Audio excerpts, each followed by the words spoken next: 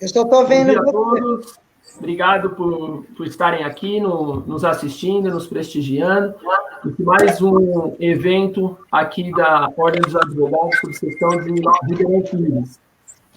Primeiramente, eu gostaria de agradecer a toda a diretoria pelo apoio, pelo espaço, né, nas pessoas do meu presidente, Dr. Ricardo Aboriski, e do meu vice-presidente, do Dr. Felipe Ribeiro Bastos. Hoje, o nosso objetivo aqui é trazer conteúdo, né, na situação que nós estamos vivendo, né, dessa pandemia, confinamento social, e que tem afetado diretamente na rotina escolar, né?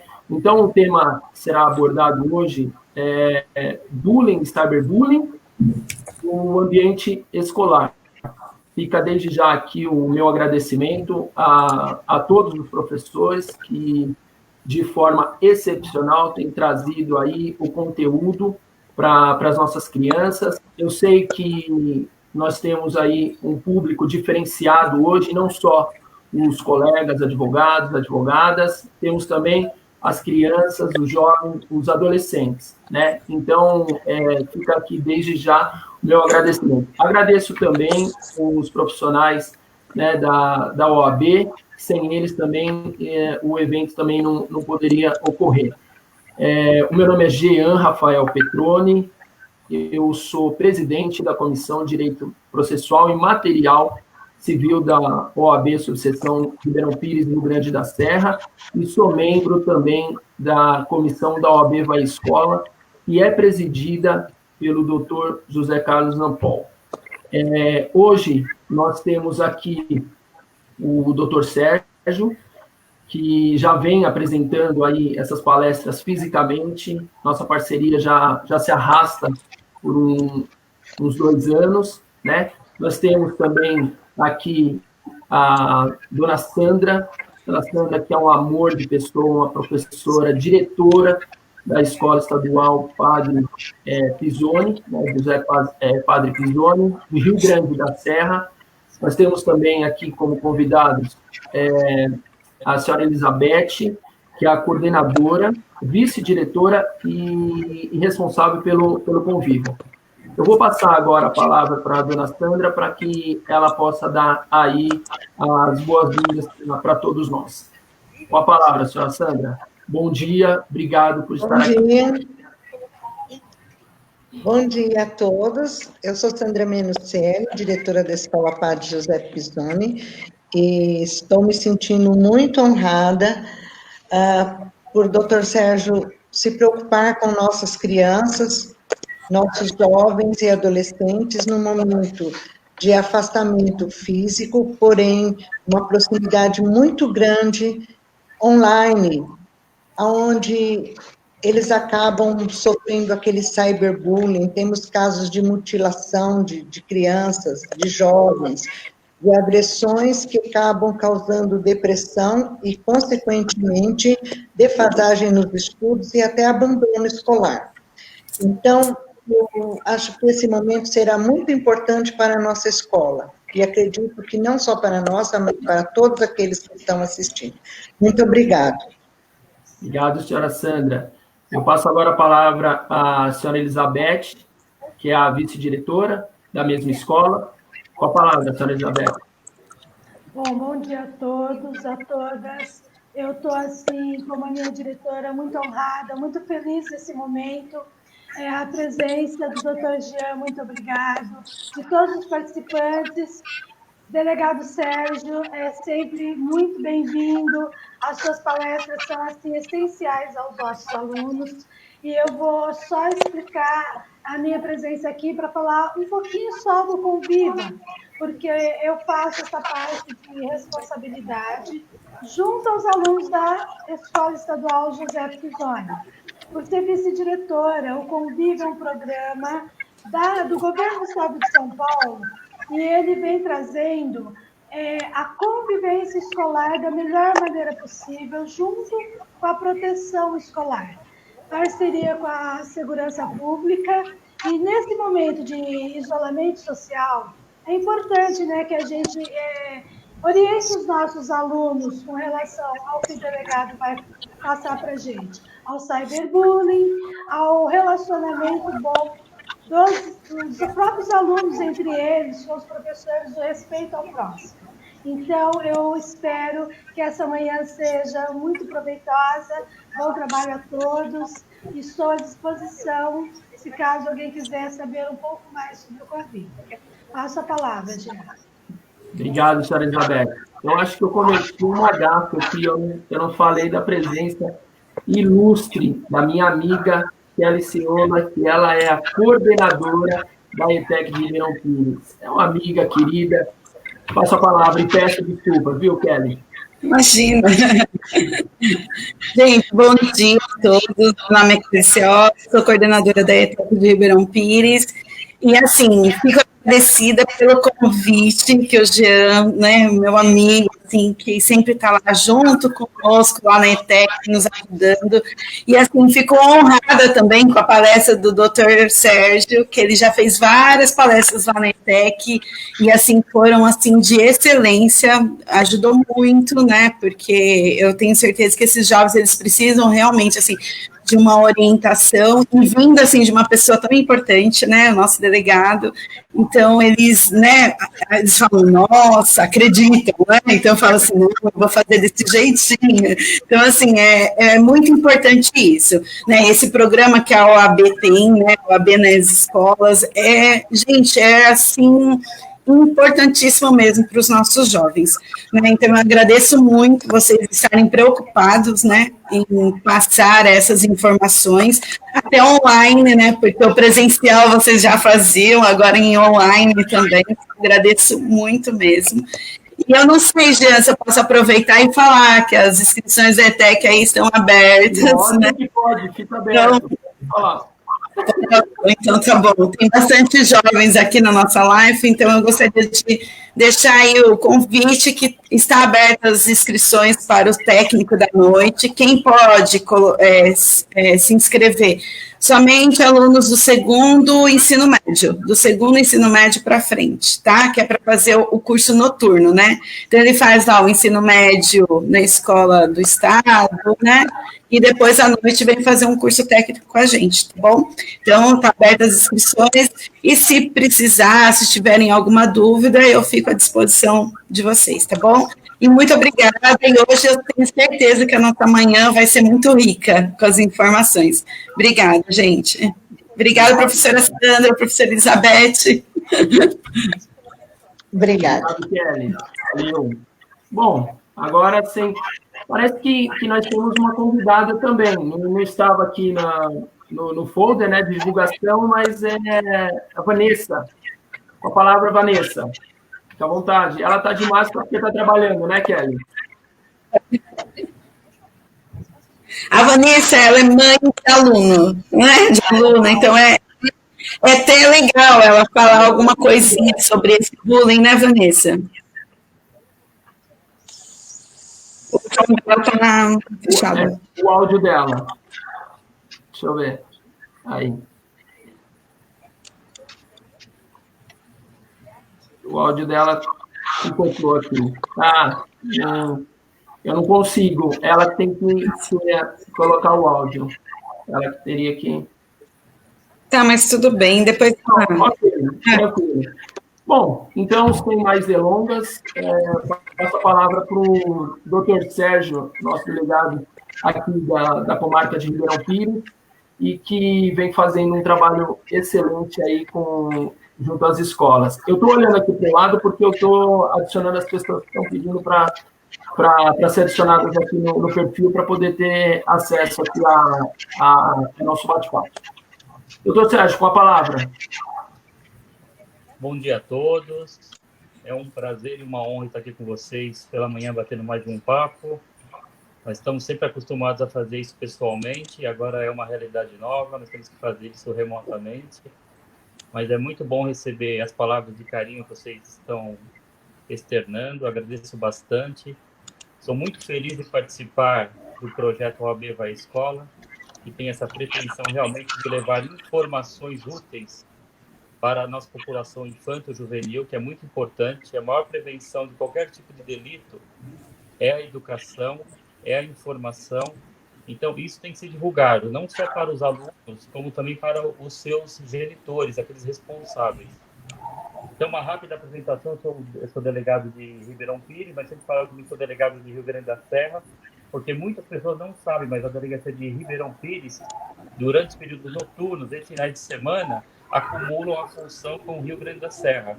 Então, eu também sou delegado de Rio Grande da Serra. Só para ficar essa informação a mais para vocês. Agradeço a presença de todos, um bom dia e agradeço essa oportunidade de estar aqui batendo papo com vocês. Vamos começar, então, o nosso bate-papo? Vamos lá, professor Jean. Então, vamos lá, pessoal. Eu vou fazer uma rápida introdução de como é que funciona o direito, só para a gente entender, né, qual é a importância das leis. Então, eu estou tomando por base aqui os slides que eu faço na escola como para ter um parâmetro, para ter um norte. Qual que é o primeiro slide que eu tenho? O que eles falam? O que é um crime, né? O crime é composto por 3 elementos. É um fato típico, antijurídico e culpável. Então, essa tipicidade de conduta ela é muito importante porque para defender a sociedade. Então, só uma pequena parcela de condutas que são mais nocivas à sociedade que se tornam os crimes. E isso gera o que para o sistema? Uma segurança para as pessoas, para que elas pratiquem os delitos, mas que tenham uma lei anterior para não ser punido por qualquer coisa. Então, essa é, grosso modo, essa nossa segurança jurídica da anterioridade e da legalidade. Depois, nós temos uma segunda sobrenorma, que é a LINDE, né, que é uma lei de introdução às normas do direito brasileiro. Ela é uma sobrenorma, ela se sobrepõe a todas as normas, ela é aplicável tanto no Código Civil, Código Penal, Código de Processo, Código Tributário, porque ela é uma sobrenorma. Muitas vezes a pessoa pratica algum tipo de delito e alega que não conhecia a lei. Então, essa lei fala o seguinte, o artigo 3º, ninguém se excusa de cumprir a lei alegando que não a conhece. Então, volto a frisar, é muito importante a informação, tanto para os nossos jovens como os pais deles também, que muitas pessoas não conhecem que têm obrigações decorrentes da lei e que geram responsabilidade. Vamos um pouquinho mais para frente. Aqui, como nós estamos falando de jovens, né, cada escola tem uma realidade, a ETEC tem uma realidade, a Paz de Pisoni tem uma realidade de alunos, eu sempre coloco uma coisa importante. Somente nós vamos ver um pouquinho mais para frente sobre o cyberbullying, que muitos jovens estão naquela faixa etária, de 17 para 18 anos, e tem os amigos menores. Então, tomem cuidado, porque muitas vezes os pode estar praticando cyberbullying e um crime de corrupção de menores, que é aquele de incitar um aluno, né, no caso, um adolescente ou criança, a praticar um crime junto com ele. Então, fica também um alerta dos crimes de corrupção de menores que também existe. Vamos lá. O que é um ato infracional? No caso do bullying e cyberbullying. Toda vez que o adolescente ou criança comete algum tipo de delito, né, crime ou contravenção igual ao maior, ele vai estar aplicando uma denominação chamada ato infracional, está previsto no ECA. Mas é o mesmo delito, vai se usar o Código Penal para tipificar ou uma lei extravagante, mas está previsto lá no ECA esse nome, ato infracional, que são os crimes análogos aos crimes que nós, maiores, cometemos.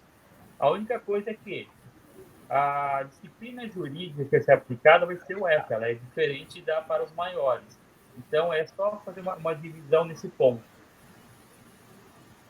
Aí vamos entrar na parte tecnológica, né? Todo mundo sabe da introdução, o que a tecnologia trouxe para nós, trouxeram muitos benefícios, né? Estamos até aqui falando nessa live, muito importante, nós estamos num período de isolamento social, estamos nos vendo, estamos nos comunicando, estamos passando informações, algo de positivo. Vocês, professores, diretores, né? A Kelly, coordenadora, está acompanhando todo o processo aí de educação via online, algo novo para a sociedade, e a vida está continuando dessa forma até passar toda essa pandemia. Então, trouxeram muitos benefícios, né? O trabalho remoto, o comércio, informações mais rápidas, mas o que aconteceu também com essa informação, com essa internet? Ela trouxe o efeito colateral, que foram os crimes virtuais. No nosso caso, das escolas, principalmente o crime do cyberbullying. Nós vamos falar um pouquinho mais para frente. Mas é muito importante isso daí, quer dizer, o instrumento que deveria ser utilizado para o bem, ele acaba sendo usado para a prática do mal. Esse mesmo ambiente que nós temos. Aí a doutrina, o que ela fala sobre os crimes de bullying, cyberbullying? Eu vou falar rapidamente sobre isso também.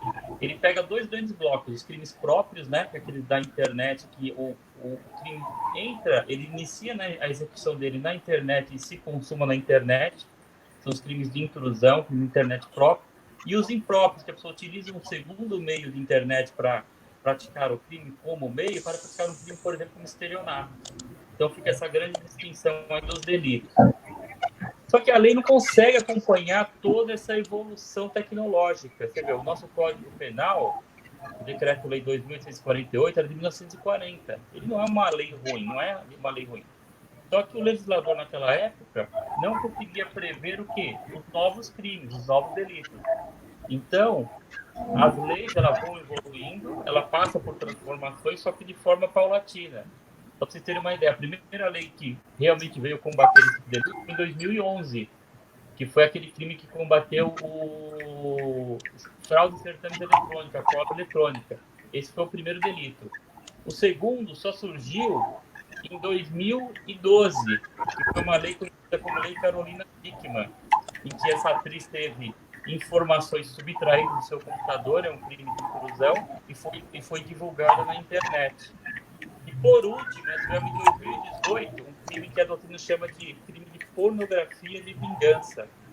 Esse crime ele veio principalmente proteger a mulher, é aquele crime em que as pessoas, utilizando a internet de forma errônea ou os meios de comunicação eletrônicos, elas divulgam ou cenas de estupro de pessoas adultas, ou estupro de vulneráveis, ou cenas de nudez. Então, essa lei ela veio realmente para proteger o quê? A mulher, proteger a Lei Maria da Penha. Mas fica uma ressalva também. Tanto sujeito ativo, se aquele que pratica o crime pode ser o homem. Então, o homem ou a mulher que pratica esse delito, quer dizer, colocam fotos dos seus ex-companheiros, fotos do ex-marido, na internet para difamar, cometem esse crime, que é uma pena muito, muito mais grave para de injúria. Outro importante divisor de águas é o Marco Civil da internet. Porque muitas pessoas acreditam que elas estão naquele meio virtual, elas não têm nenhuma forma de controle, estão totalmente acobertadas pelo anonimato. Alô? Pode falar. Oi. É que deu uma travada aqui, eu pensei que tivesse caído. Não. Marco Civil da internet, né? Lei 12.965 de 2014. Uhum. Essa lei é importantíssima, porque ela veio acabar com aquela história do anonimato na internet, que muitas vezes todos os operadores do direito, o promotor, o juiz, os advogados, os delegados, não tinham embasamento legal para o quê? Requerer informações junto aos provedores.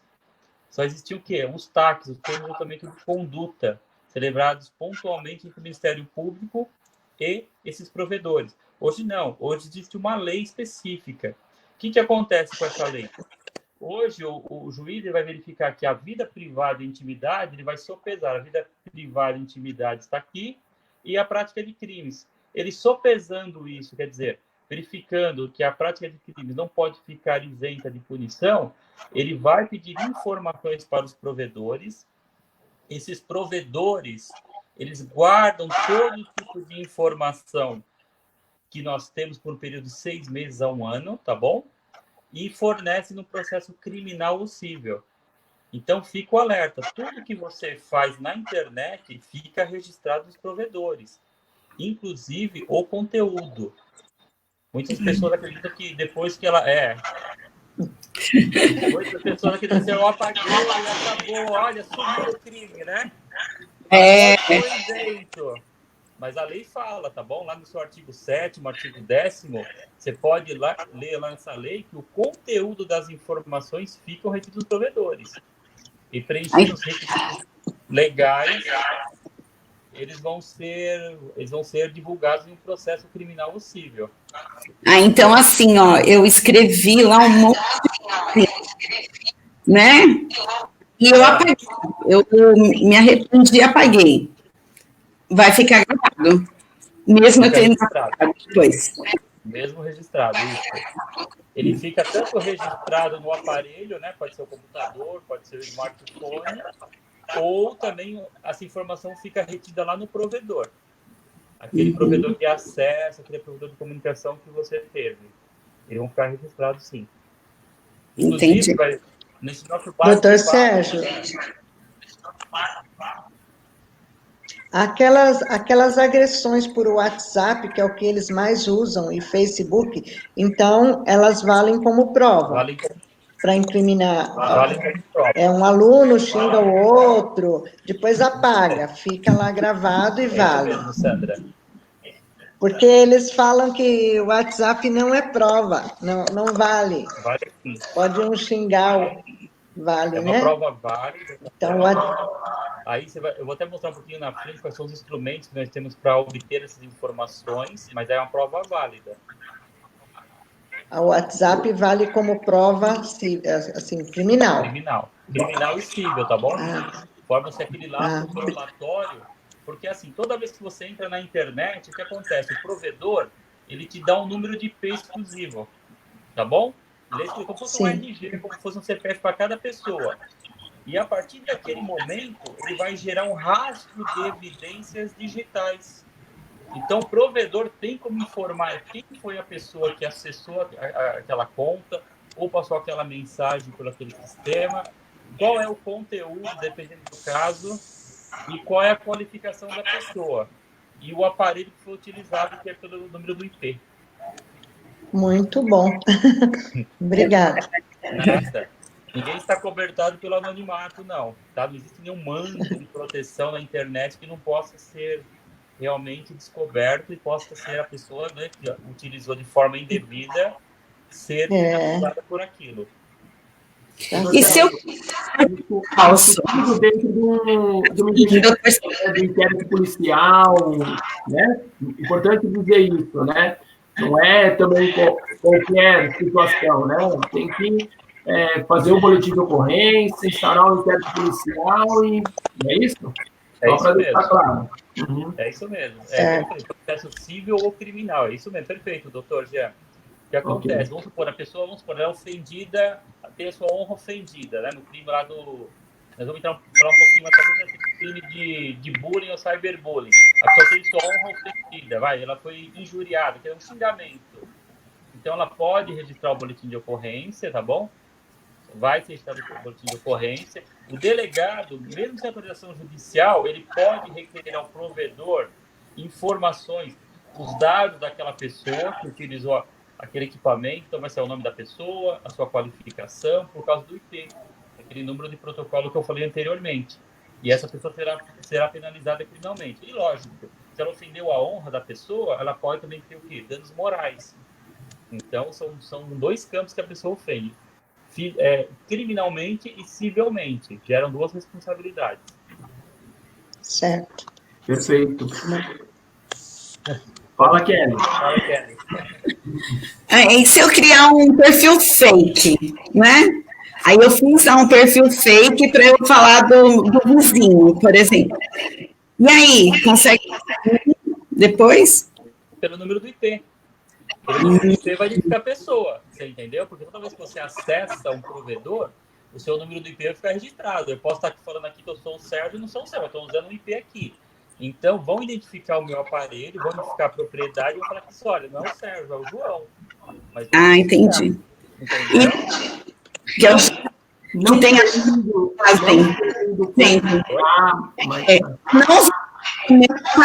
isso até eu não pego emprestado do meu amigo. Vai atrás do Jean, né? Justamente. Cortou um pouquinho, Kelly, não conseguiu ouvir. Não conseguiu. Não. É assim. Eu falo mal do... Só que eu não vou falar... Eu vou pegar emprestado o celular do Jean e vou falar do celular. Então, aí vão atrás do Jean, não é isso? Isso. Mas vão chegar no mim, não vão? Vão. Então. É que assim, deu uma cortadinha, mas vamos supor, você utilizar o equipamento de uma outra pessoa, com seu amigo, você pega o celular dele e começa a xingar as pessoas lá, seus desafetos, né? Aí, lógico, vão chegar no Jean, mas o Jean fala assim, não, mas quem utilizou esse celular nesse dia foi a tal pessoa, isso mesmo. Então, ótimo, não é? Tá? Uhum.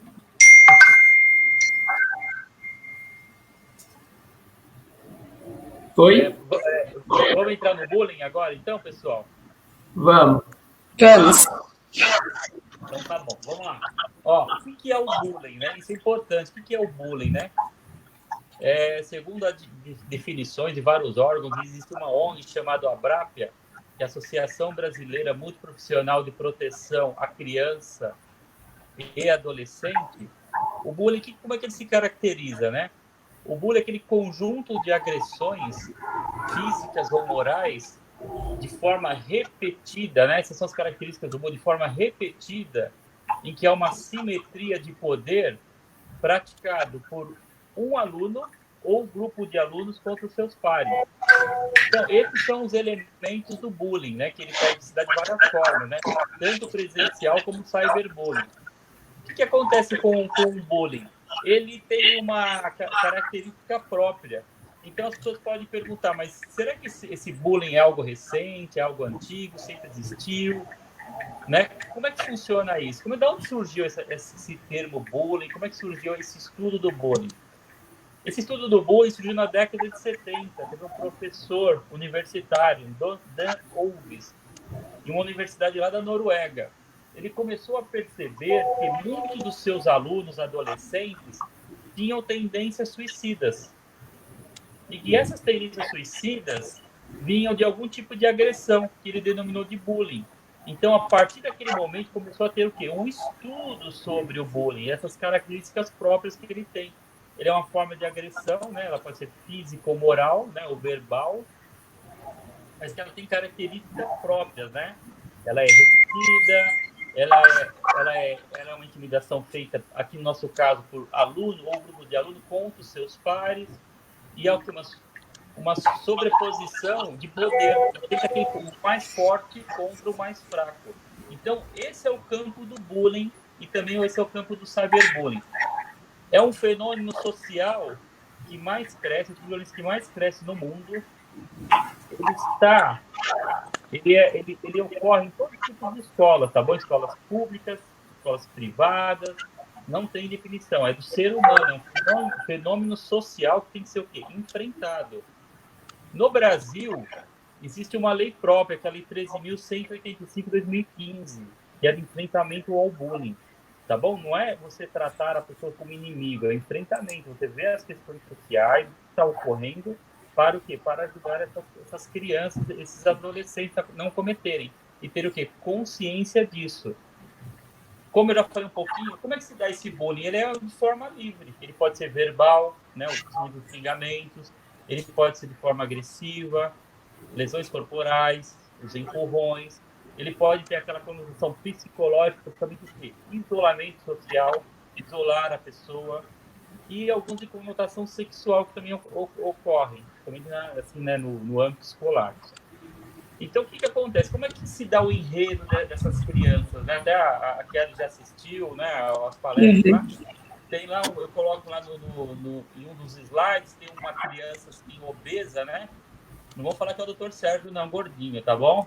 Tem lá uma criança muito obesa, chorando, triste. Tem um segundo, né? Então, essa criança obesa, nesse caso, desse enredo, ele seria o que? O alvo, né? Ou a vítima. Tem a segunda pessoa, que é o agressor, tem um balãozinho, né? Falando que ele é gordo, que ele é uma baleia. E tem outras crianças, outros adolescentes chorando ao fundo. Então, esse é o enredo, quer dizer, nós temos o quê? A vítima, nós temos o agressor e temos os espectadores, que são as testemunhas do bullying. Nesse enredo, todos participam do bullying. Muitas vezes, assim, a pessoa acha que quem pratica o bullying é a vítima e o autor. Na verdade, não. Aquelas pessoas que assistem passivamente também estão participando desse bullying, né? Então, é muito importante que toda vez que for discutir o bullying, for resolver essas questões, envolvam a todos, envolvam autores, envolvam a vítima, envolvam os espectadores. E esses espectadores, muitas vezes, ficam numa posição passiva. Essa passividade, os estudiosos, o pessoal da BRAP, eles dizem por quê? Que essas pessoas, eles têm medo de ser próximas vítimas. Então, eles acabam participando para não se tornarem vítimas. E outro fator muito negativo é o quê? O âmbito escolar dessa forma porque é muito precioso para a formação das crianças e adolescentes. Então, é sempre importante, né, ter essa visão do todo. Né? Essa própria lei fala assim, que muitas vezes tem que procurar o quê? A conciliação dessas partes.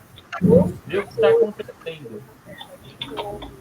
Nesse contexto de bullying, nesse reto, surge um quarto elemento, que é o autor vítima. Quer dizer, aquela pessoa que passou, que era vítima, sofreu o bullying e ele replicou aquela violência que ele sofria no âmbito escolar.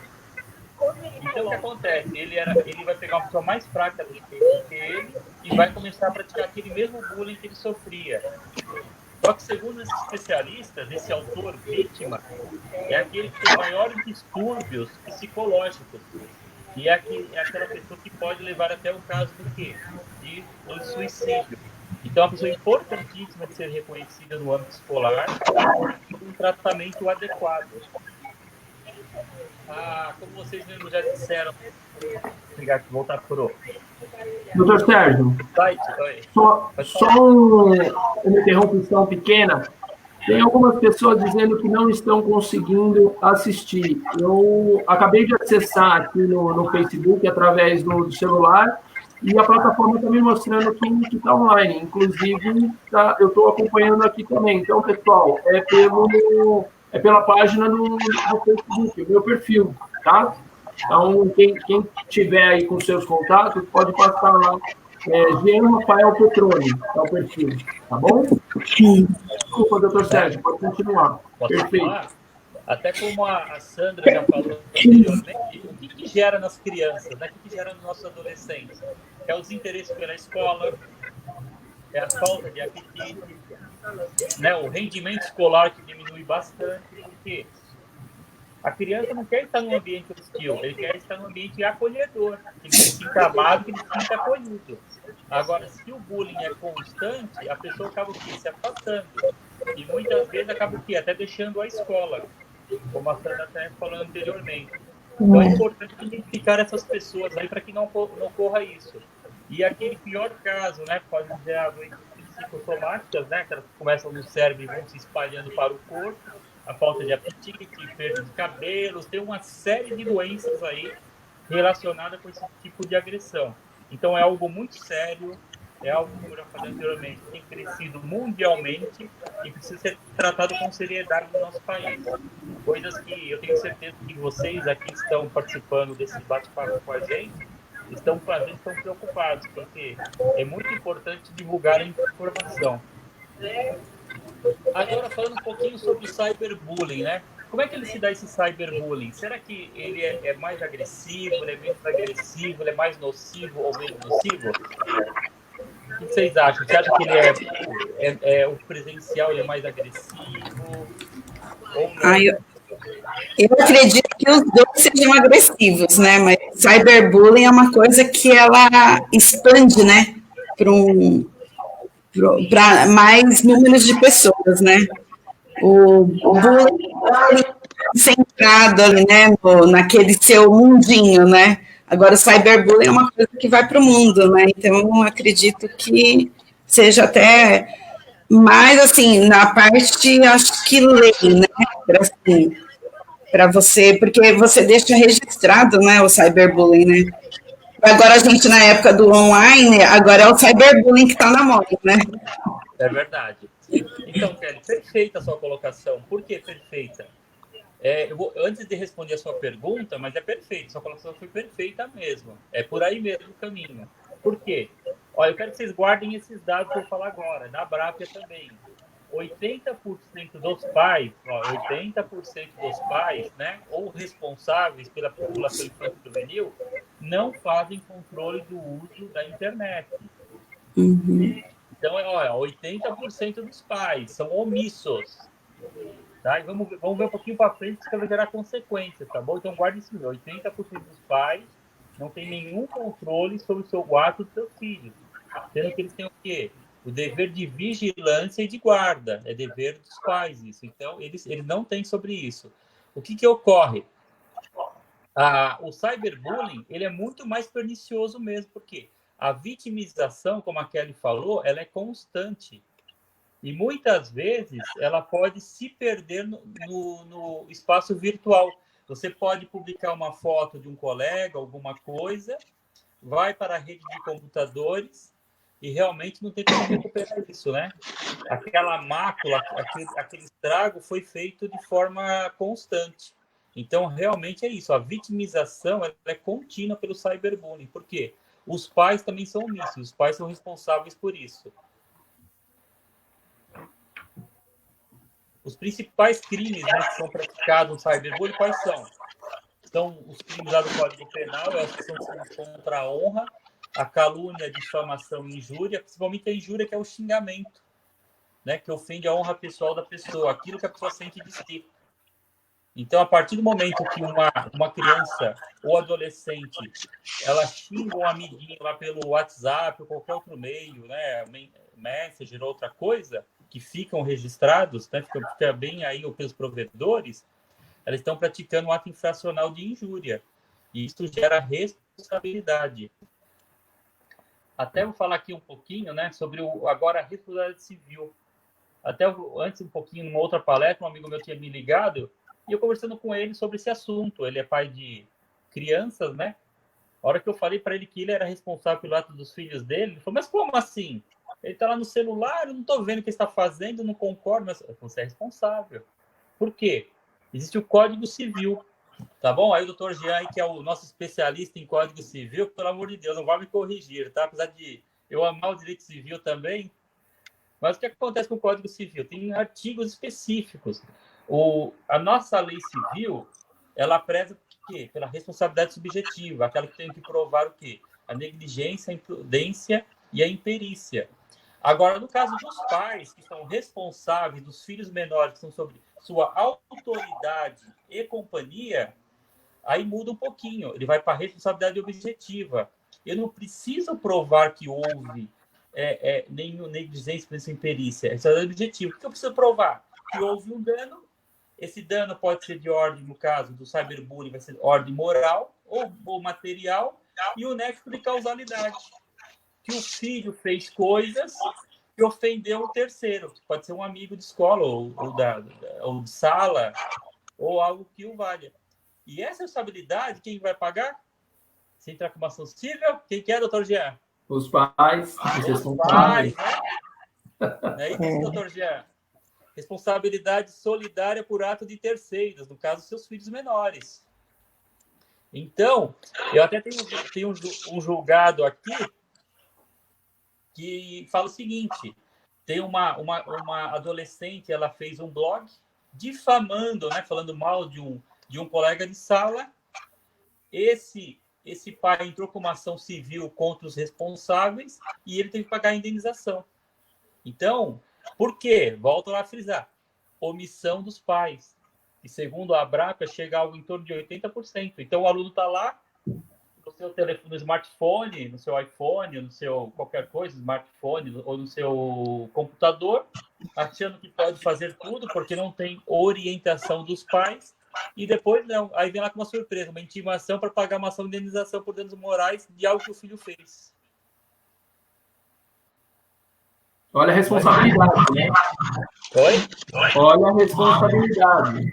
Exatamente, torna uma responsabilidade, né? Os pais não têm essa noção. Então, é muito importante realmente que haja um controle, né? Para o quê? A própria lei do Marco Civil da Internet fala que ela é uma lei regulamentadora, simpiológica. O que ela faz? São direitos e deveres tanto dos usuários, que somos nós, da internet, e os seus provedores. E no caso dos pais, ele tem que responder por isso. Justamente. Doutor Sérgio, posso fazer uma pergunta? Aproveitando esse momento, a responsabilização dos pais, eles têm até a idade de 18 anos, independente, porque ainda é considerado irresponsável menor de 18, ou a partir de uma certa idade, por exemplo, 14, 16 anos, esse adolescente também pode ser penalizado na forma da lei por um crime que ele cometeu, mesmo por falta de orientação dos pais. Perfeito, olha, funciona assim, tá bom? Toda vez que nós cometemos algum tipo de ilícito, vamos ficar aqui no nosso âmbito, tá bom? Vamos supor que o aluno, ele cometeu um cyberbullying, quer dizer, vamos dizer que ele cometeu um crime contra a honra, que é um ato infracional. Ele xingou um aluno lá por intermédio do WhatsApp, ele xingou um aluno. Então, ele cometeu um ilícito civil, né, que é esse danos morais, o aluno cometeu um ilícito civil, mas ele cometeu um crime também, que vai ser chamado de ato infracional. Então, o aluno vai responder 2 vezes. Tá? A primeira pelo ato infracional, que aí é só ele, vai lá para a vara da infância e juventude. Toda vez que nós fazemos um boletim de ocorrência nesse sentido, é encaminhado para a vara da infância e juventude, se for criança, né, no caso do adolescente, é encaminhado para a vara da infância e juventude. Então, ele vai ser responsabilizado nos termos do ECA. Existe, sim, uma responsabilização pessoal, aí é só do adolescente, né, do aluno, e o pai vai ser responsável pela parte civil. Então, se alguém entrar com uma ação civil contra o aluno, né, lógico, quem vai ser representante, que vai pagar é o pai. Certo. É sim. Entendi. Então, Obrigada. existe uma dupla assim, imputação, civil e criminal. Então, assim, né, o que nós podemos até orientar os pais, que não tem aquela... eles têm aquela preocupação de invadir a privacidade do aluno, né, do seu filho, no caso, né? Então, tem pai que fala assim, nossa, mas ele já tem 16, 17 anos, eu vou invadir a privacidade do meu filho olhando o celular dele? Eu já ouvi pai falando isso. Você orienta nós. Então, Kelly, isso daí, ó, foi assim, bem ponderante a sua forma de pensar, né? Que é falar assim, tem 16 anos, tem 17. Na verdade, o poder, a gente chama, eu falo algumas palavras técnicas que não foge, tá? É o poder familiar, isso é, aquele poder, é um poder-dever de reger a vida dos filhos menores, isso é, o menor de 18 anos é dos pais, é responsabilidade deles. A própria lei do Marco Civil da Internet, ela fala que os pais têm esse dever de vigilância também, que ele pode fazer por meio. Inclusive, existem alguns programas que você pode até colocar no computador do seu filho ou no smartphone para saber o que ele está olhando. Isso daí é um dever. Não é faculdade, não. É um dever de vigilância. Agora, a partir dos 18 anos, aí sim, aí realmente não. Aí ele passa a ser o grande responsável pelos atos civis da sua vida. Aí ele vai responder criminalmente, como qualquer maior, civilmente, não vai atingir os pais. Até uma pergunta, se vocês me permitem, aqui acho que nunca fez, mas é interessante, né? Eu amo direito civil também, ele sempre acaba estudando um pouco a mais, aí da parte criminal e parte civil. Mas aqui com um alerta para os pais, tem pais que falam assim, olha, 16 anos eu vou emancipar meu filho, agora que eu vi essa palestra, então vou lembrar disso. Né? Vou emancipar o meu filho, eu vou fazer uma antecipação da maioridade dele. Né? Vou fazer uma antecipação da maioridade dele, eu já vi que pode, é só ir lá no cartório, a mãe dele assina, eu assino, ó, vá reger a sua vida, né? Aí chega a pergunta, então vamos supor, eu fui lá no cartório, eu fiz essa chama-se emancipação voluntária, né? Tem 16 anos. Aí vamos supor que esse adolescente, vamos dizer, está com 17 anos, 16, ele emancipou 17 anos. Ele vai lá e ele pratica o cyberbullying. Ele vai lá, ele xinga os amiguinhos da sala, outro crime, aí a pergunta, os pais são responsáveis ou não? Não, se ele é emancipado. Lógico. Ele é emancipado voluntariamente. Uhum. Quem é o responsável? São os pais ou só o aluno? Ou só o filho, né, no caso? Os pais, eu acredito que isso... Então, é isso mesmo, porque a emancipação voluntária, mesmo assim, não exime os pais da responsabilidade civil sobre os atos do seu filho. Agora, se fosse uma emancipação decorrente da lei, por exemplo, olha, ele montou um comércio, né? Ele montou um comércio, estabelecimento comercial, e agora ele tem recursos próprios, aí sim, tudo bem, é só o filho. Então, essa é a distinção. Porque quem vai pagar é o pai que tem patrimônio. Então, quer dizer, ele tenta se isentar de uma responsabilidade, mas ele vai continuar tendo. Doutor Sérgio, eu fui emancipada, emancipação judicial, que chama? Na minha época, eu fui emancipada pelo meu pai para trabalhar. Para trabalhar. Para ser caixa de banco, eu precisaria assumir os danos que eu causasse ao banco, não é? Então, eu fui emancipada. E eu sempre tive na cabeça que se eu fizesse alguma besteira, eu iria responder sozinha. Eu não sabia dessa parte. Olha quando que eu vim saber. Saber, né? Mas pelo que você falou aí, Sandra, a sua emancipação foi por causa de um trabalho. Aí você ia receber por esse trabalho? Claro, caixa do banco, Moreira Salles. Então, nesse caso, como você teria uma economia própria, aí você seria responsável. Pelo menos eu tive uma audiência no cartório e ele me deu todas as responsabilidades a partir daquele momento. Isso eu mesmo. sempre pensei que eu não podia fazer besteira, porque senão... Tá vendo? Doutor Sérgio, mas tem aluno que eles falam assim, quando eles fazem uns 18 anos, eles falam assim, nossa, agora eu não posso aprontar, porque eu vou ter que responder. Olha, né? Aí, como a Sandra acabou de falar, ela não sabia, então ela também falou, opa, né? Deixa ela faz tudo direitinho, né? Então, doutor Sérgio, eu tinha anotado aqui que eu acho que o que está faltando entre os pais e filhos é uma condição de rotina, de regras, né? De deixar que eles falem de si mesmo, né? Que teria que ter uma convivência entre a família e as crianças, jovens e adolescentes. Eu acho que essa rotina deixou de existir já há alguns anos. E eles estão, embora eles saibam que eles podem aprontar à vontade, porque os pais serão responsabilizados, porém, eles não têm regras, né? Então, essas regrinhas, eu acho que são importantes. A ética, a moral, né? É um trabalho a partir daí, eu acho. Não sei. Olha, eu vejo alguns especialistas falando assim, que os pais estão esquecendo que são pais, né? O que acontece? Eles estão se igualando muito com os filhos. Eu acho que, assim, existem dois princípios, né? Até é um pouquinho da área militar, mas, assim, que é hierarquia e disciplina. Então, acho que a população precisa ter isso. O pai precisa saber que ele é o superior. O pai, quando eu falo pai, é pai e mãe, tá bom? São os genitores. Conviventes ou não, né? Eles que têm o dever de vigilância, o dever de guarda, o dever de ter... Isso aí está tudo na lei, tá bom? De ter em sua companhia. É um poder decorrente do quê? Do poder, chama-se poder familiar. Tá bom? São obrigações legais que eles têm que cumprir. E hoje os pais se igualam aos filhos. Né? Quer dizer, eu virei amiguinho do meu filho. Se você virar amiguinho do seu filho, se você se igualar com eles, você perde o quê? Ele é meu amigo, ele não é meu pai, não é mais meu responsável. Então, eu vejo muitos especialistas falando isso. E eu acredito que sim.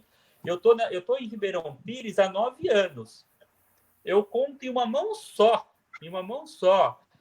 aqueles casos que eu fiz apreensão de adolescentes, que os pais realmente falam assim, não, ele mereceu, ele fez isso, eu vou repreendê-lo. A grande maioria, infelizmente, tadinho do meu filho, e passa a mão na cabeça. O que acontece? Para mim, ele passou pela minha vida naquele momento, talvez passe uma segunda vez, e provável, por quê? Vai perder o quê? Os valores. Ele acha que tudo que ele fizer de errado, ele vai ter um respaldo dos seus pais. Não estou dizendo que abandone-os, não é isso. Mas eles têm que entender que na vida, tudo que se faz tem consequências. Tá bom? Tem regras de convivência, né? Teria que ter essas regrinhas de convivência e rotina familiar, né? Justamente. Colocando na questão da responsabilidade, eu sou muito antigo, né? Eu sou um rapaz jovem, né? Mas a minha mãe e meu pai sempre falavam o seguinte para mim: filho, enquanto você estiver debaixo do meu teto, você pode ter 19, 20, 23, 20. Enquanto você estiver debaixo do meu teto, quem tem o dever somos nós. Então, nós vamos assegurar que você tem uma boa educação, que você tem...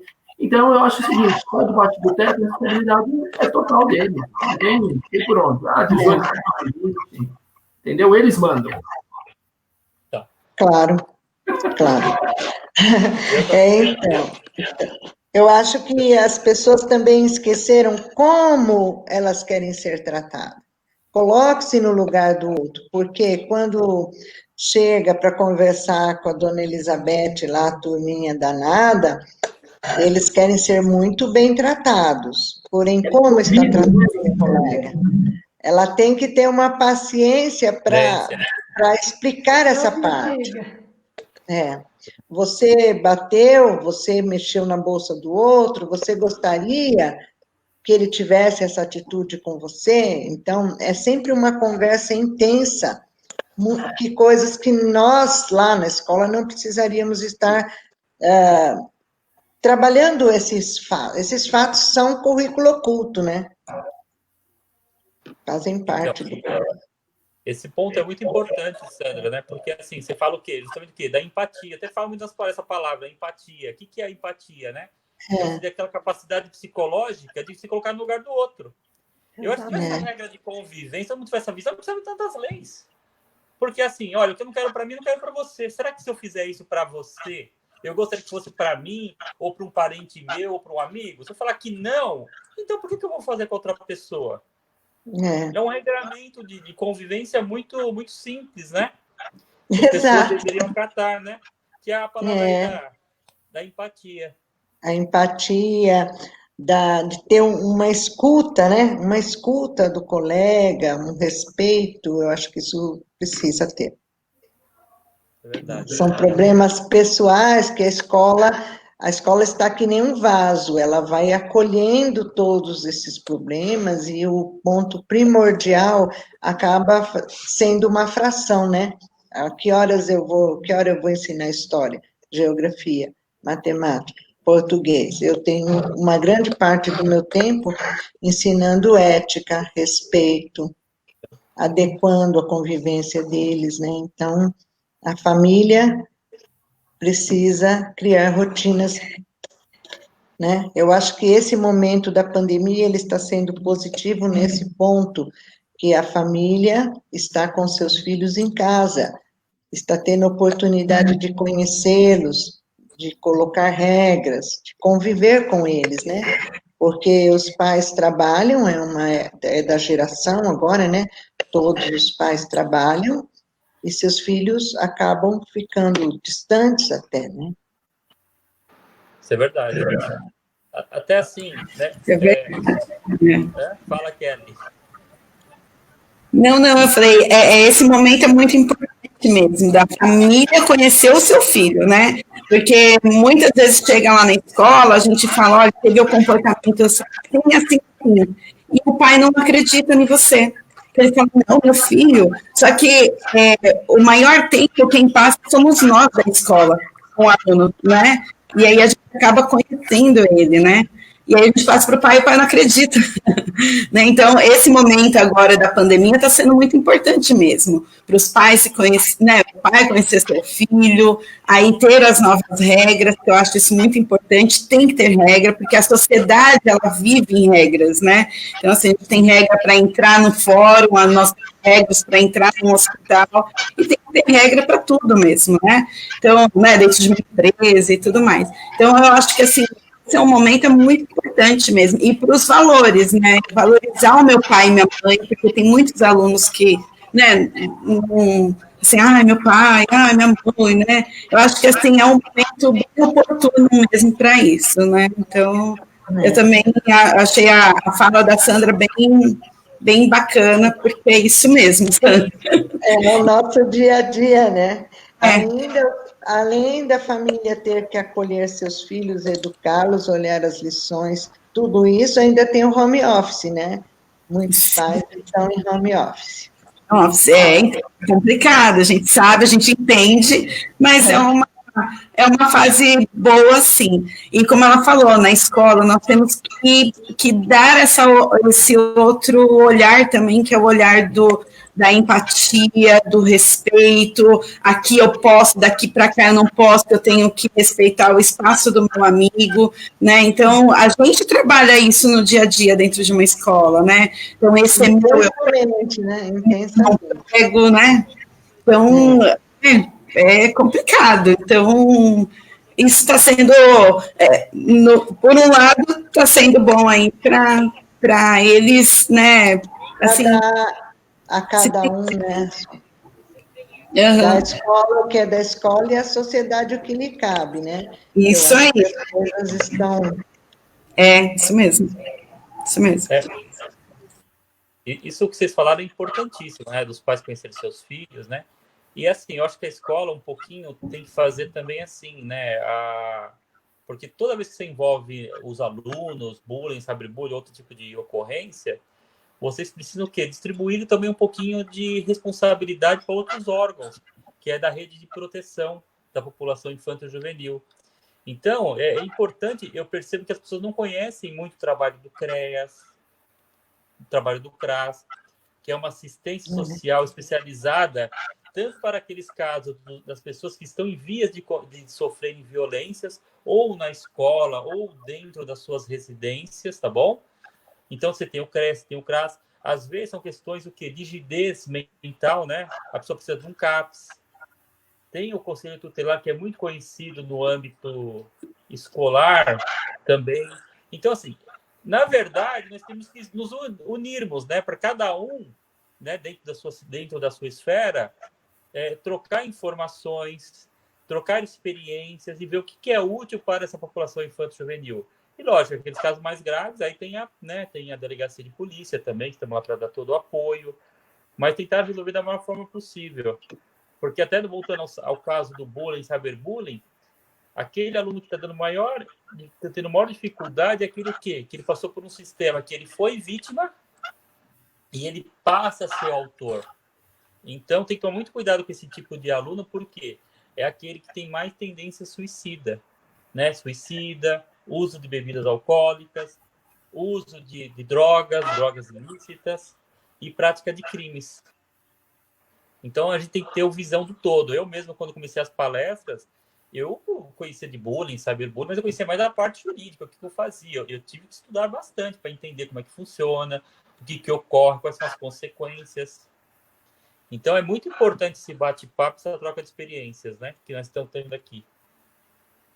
Sérgio, o senhor comentou referente aos órgãos, né? O CRES, e no caso excepcional, ser encaminhado para a delegacia de polícia. Toma liberdade, eu te acompanho nas redes sociais, inclusive, parabéns pelo post que eu vou mencionar nesse momento. Eu desconhecia, eu creio que a grande maioria também deve desconhecer, mas a delegacia especializada, a delegacia da mulher, né, atende esse tipo de ocorrência? Fala um pouco para nós sobre isso, por favor. Então, o que acontece, né? Todos os crimes, né, os crimes que ocorrem, porque é DDM, né? Vou falar a verdade, até a gente que é da área, a gente acaba esquecendo da DDM um pouquinho, né? Fala, mas o que tem a DDM a ver com a população infanto-juvenil, né?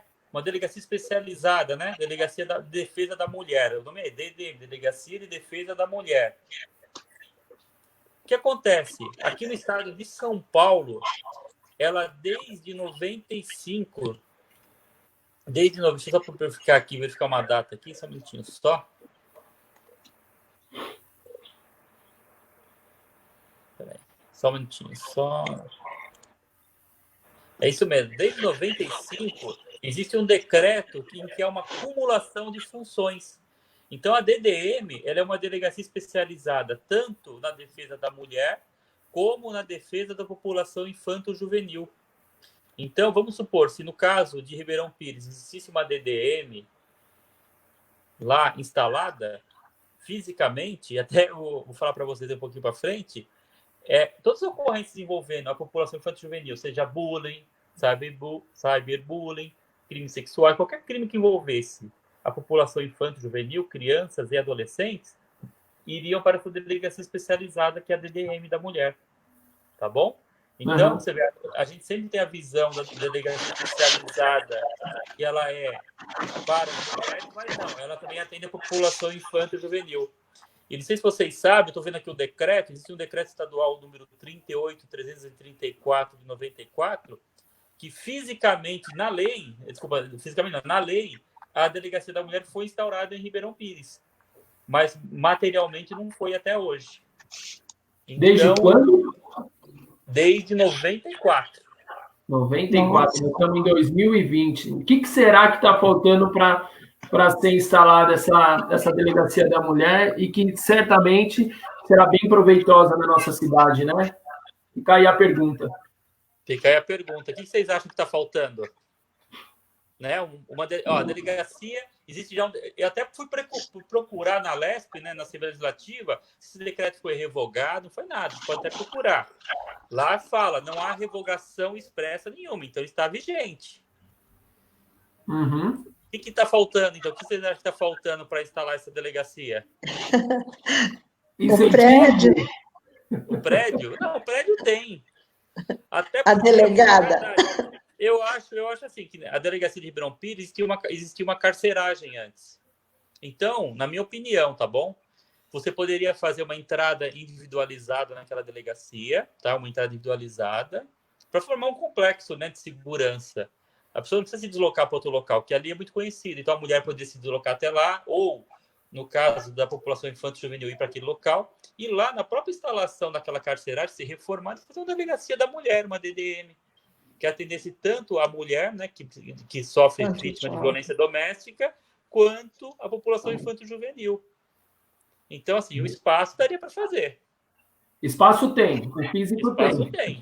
Espaço tem. Teria que se fazer um movimento, é muito importante, né? Porque existe muita agressão à mulher, e mesmo para ter um lugar apropriado para o infanto-juvenil, né? O senhor acabou de falar. Então, fica aí mais uma informação, né, para quem assistiu o nosso vídeo aí, a população, né, se manifeste, que peça para nossos representantes aí, os parlamentares, né, o Poder Executivo, que está ali efetivamente uma delegacia lá em Ribeirão Pires, que atende a Rio Grande da Serra também cumulativamente. Seria muito bom para todos, né? Até para nós delegados, porque nós temos muita dificuldade, às vezes, dependendo do tipo de crime com a mulher, existe uma dificuldade. Quando você está com muito respeito, principalmente crimes sexuais, a mulher tem uma dificuldade de narrar os fatos para a gente, e gera um constrangimento. E é um constrangimento bilateral. Lógico, são profissionais, nós vamos ouvir como profissionais, mas nem sempre nas equipes existe uma escrivã. Geralmente são homens. Então, ela vai ter que relatar os fatos que ocorreram, porque nós vamos ter que escrever no papel, né? Transcrever no papel aquilo que ocorreu, e gera um certo constrangimento. Verdade. Ótimo. Doutor Sérgio, nós estamos aí já com 1h06. Eu tinha combinado com o doutor, porque eu sei que tem outros compromissos, né? Eu vou deixar aqui, vou abrir aqui para que os nossos convidados façam as considerações finais. E eu já deixo aqui o meu agradecimento a todos vocês também que estão nos assistindo pelo Facebook, ao vivo. Tá? Obrigado. Faça os comentários. Eu não sei por que não está aparecendo aqui os comentários, mas posteriormente a gente vai dar uma olhada lá nos comentários. Se tiver alguma dúvida, a gente encaminha para o doutor Sérgio. Então, fica aqui o meu agradecimento. Eu que agradeço, Jean. Se você puder dar só mais um minutinho, só para encerrar o nosso papo, que as pessoas... Lógico. Não, perfeito. A Polícia Civil tem equipamentos, tá bom? Uhum. Tem equipamentos que podem pegar aquelas informações que foram deletadas, tá bom? Então, existe um sistema chamado... Só para terminar mesmo, para a gente entender que realmente não anonimato, tá bom? Então, tem que fazer um inquérito. Existe um equipamento chamado FRED, é um software, que ele procura todas as informações em computadores. A pessoa deletou o computador de informações, né, os crimes cibernéticos, o bullying, o cyberbullying, ou aqueles crimes que o pessoal que são contra a dignidade sexual, que o pessoal conhece como pedofilia, essas informações são recuperadas. Então, não há anonimato. Existe um outro equipamento chamado X-Ray, a mesma coisa, só que é para smartphones, são para telefones portáteis. E existe um outro equipamento, só para encerrar, o terceiro, o Celebrate também, que ele pega informações tanto em nuvens, criptografadas. Hoje ele foi atualizado, ele faz até leitura facial de pessoas. Então, a tecnologia de combate ao anonimato está cada vez aumentando mais. Mas só para encerrar, a melhor forma de prevenção de qualquer crime, o que é? É a informação. Então, assim, né, o que vocês fazem, orientar os seus alunos, orientar os seus parentes, seus amigos, essa é a melhor forma que nós temos, a prevenção. Nada consegue acompanhar, mesmo delegacia especializadas, combate ao crime, mesmo toda a informática, a melhor forma é isso. Então, para encerrar o nosso bate-papo, agradeço a todos vocês, muito obrigado pela oportunidade. É um prazer enorme aqui estar batendo papo com vocês novamente. Espero que logo isso possa ser de forma presencial. Nós voltemos às nossas atividades aí de palestras, das aulas. Mas é muito bom. Espero ter sido útil nesse nosso bate-papo. Muito obrigado, pessoal. Muito bom. Bom, fica aqui, então, a dona Sandra. Gostaria de fazer as considerações finais? Sim, queria agradecer ao doutor Sérgio, a Kelly, doutor Jean, dona Elizabeth, a participação. Foi muito esclarecedora a sua palestra. Eu acho que ela vai ficar gravada, porque eu tenho uma turminha que vai assistir à tarde. Porque eles estão tendo aulas no Centro de Mídias.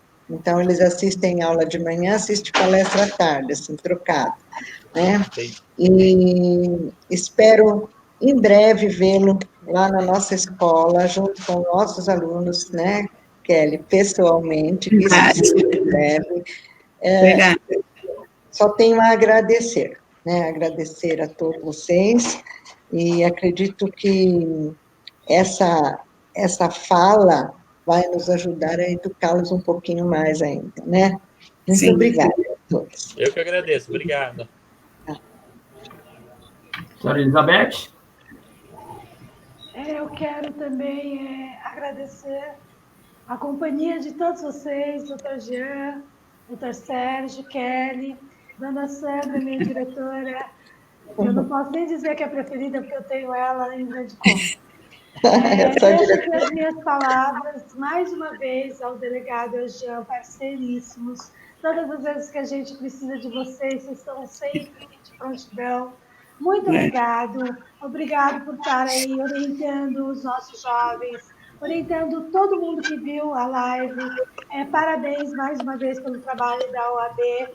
Fica aí a nossa gratidão, Jean, a todos, a você, e me reporto aos demais que não puderam estar presentes. Muito obrigada em nome da Escola José Pisoni e do belo trabalho que vocês fazem. Tá? Uma boa tarde a todo mundo e aguardamos a presença de vocês aí quando tudo isso passar. Grande beijo. Obrigado. Obrigado. Kelly? E você não vai deixar eu por último, né? Você vai falar. Kelly. Os últimos serão primeiro, Kelly. Esperei ele fazer a chamada, mas eu falei, gente, não. Pessoal, eu quero agradecer assim, imensamente, né? Assim, essa live foi muito boa, muito esclarecedora, e isso é muito bom para os nossos jovens. Agradeço a Sandra, prazer em conhecê-la, Sandra, Elizabeth. Né? Então, assim, somos companheiras aí de luta aí com esses jovens, e assim, o nosso ideal é que a gente quer, assim, os melhores jovens para o nosso país, né? Então, assim, pessoas dignas, né? Pessoas responsáveis, pessoas que têm empatia. Então, assim, essa live vem de encontro para que eles cresçam, eles ouçam, né? Eles coloquem isso em prática na vida deles, né, para a gente ter aí, como eu falei, pessoas assim, de grandes valores, né, para a nossa sociedade, e é isso que a gente deseja para todos os nossos jovens, né. Agradeço, doutor Sérgio, assim, imensamente pela preocupação, assim, sempre foi presencial, agora online, né, então, muito obrigado pela sua palestra. Então, não vejo a hora da gente voltar no nosso presencial, que eu tenho certeza que o senhor vai lá fazer palestra novamente, né? Com certeza, vou lá sim. Eu agradeço. O doutor Jean, nossa, muito obrigada. Esse projeto que vocês têm da OAB nas escolas, assim, é importantíssimo. É muito bom mesmo, né? Que sempre continue com esse projeto, que é maravilhoso. Agradeço, sim, de coração, todos vocês, viu? Muito obrigada. E estamos aí, né? O que precisar, né, pode contar aí comigo também, tá bom? Obrigada. Obrigado a todos vocês mais uma vez. Agradeço mais uma vez a OAB, né, por esse espaço. Agradeço as palavras de carinho da dona Sandra, da Elizabeth, da Kelly, do doutor Sérgio. A OAB está de portas abertas, né? A OAB Vai Escola é um projeto já que vem trabalhando nas escolas, não só do bullying, cyberbullying, mas outros assuntos também. Então, quem está nos assistindo aí, está nos acompanhando, vai procurar a gente nos perfis, nas redes sociais, tragam aí o assunto, nós vamos debater, vamos chamar aí palestrante de grande propriedade, que nem o doutor Sérgio, para a gente poder debater com vocês o problema aí do dia a dia. Não poderia deixar também aqui de agradecer a esses professores que fazem parte da minha vida. Primeiramente, a minha esposa, que ela é professora de Química, Física, exatas, né? Ela vem ali se adaptando nessa nova etapa, né, de aula online. Parabéns, fica com Deus, um beijo, te amo. Quero também agradecer ao professor Haroldo, que é excepcional, professor lá na escola, né, junto com a dona Sandra, né, e com a Elizabeth.